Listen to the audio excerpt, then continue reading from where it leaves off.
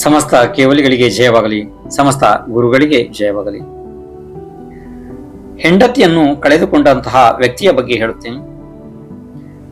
ಒಬ್ಬ ರಾಮನ ಪರಮ ಭಕ್ತ ಮನುಷ್ಯ ಇದ್ದ. ಅವನು ರಾಮನ ಹತ್ರ ದಿನ ಹೋಗ್ತಾ ಇದ್ದ, ಗುಡಿಗೆ ನಮಸ್ಕಾರ ಮಾಡ್ತಾ ಇದ್ದ, ಎಲ್ಲ ಮಾಡ್ತಿದ್ದ. ಇದ್ದಕ್ಕಿದ್ದಾಗೆ ಒಂದು ದಿವಸ ಅವನ ಹೆಂಡತಿಯನ್ನ ಯಾರೋ ಕದ್ಕೊಂಡು ಹೋದ್ರು ಅಥವಾ ಅವಳೇ ಹೋದ್ಲು ಗೊತ್ತಿಲ್ಲ. ಒಟ್ಟು ಹೆಂಡತಿ ಕಣ್ಮರೆ ಆಗಿ ಆದಳು.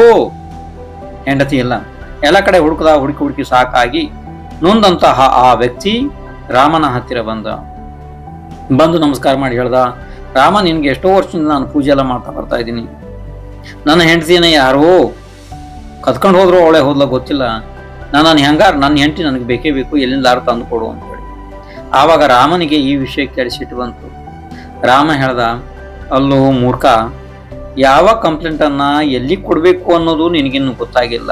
ನಿನ್ನಿಂದ ಏನು ಉಪಯೋಗ ಇದೆ? ಇನ್ನು ನನ್ನ ಹೆಂಡತಿ ಯಾವಾಗ ಕಳೆದು ಹೋಗಿದ್ಲು, ರಾವಣ ತಗೊಂಡು ಹೋಗಿದ್ದ, ಅದನ್ನ ಹನುಮಾನ ಹುಡ್ಕೊಂಬಂದು ಕೊಟ್ಟಿದ್ದ.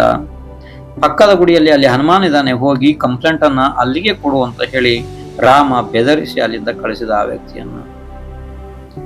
ವಿಚಾರ ಏನು ಅಂತಂದ್ರೆ, ಇದರಲ್ಲಿ ಸಾರಾಂಶ ಏನು ಅಂತಂದ್ರೆ ನೋಡಿ, ದೇವರು ಯಾರು? ವೀತರಾಗಿ ಭಗವಾನರು, ಸರ್ವಜ್ಞ, ಹಿತೋಪದೇಶಿ. ನಾವು ಇದನ್ನೆಲ್ಲ ತಿಳಿಯದ ಪಕ್ಷದಲ್ಲಿ ಈ ರೀತಿ ನಮಗೆ ಗೊಂದಲಗಳು ಆಗ್ತವೆ, ಸಹಜವಾಗಿ ಆಗ್ತವೆ. ನಾವು ಯಾವುದನ್ನ ಎಲ್ಲಿಗೆ ಹೇಳಬೇಕು, ಯಾರಿಗೆ ಯಾವುದನ್ನು ಹೇಳಬೇಕು ಅನ್ನೋದು ಪ್ರಜ್ಞೆ ಕೂಡ ನಮ್ಮಲ್ಲಿ ಇರುವುದಿಲ್ಲ. ಕಾರಣ ಯಾಕೆಂದ್ರೆ ನಮಗೆ ಆ ಪ್ರಕಾರದ ಜ್ಞಾನವೇ ಇರುವುದಿಲ್ಲ. ವೀತರಾಗಿ ಭಗವಾನರ ಶಾಸನದಲ್ಲಿ ಮಾತ್ರ ಅವೆಲ್ಲ ಅರಿವಿಗೆ ಬರ್ತಾವ ಅಷ್ಟೇನೆ.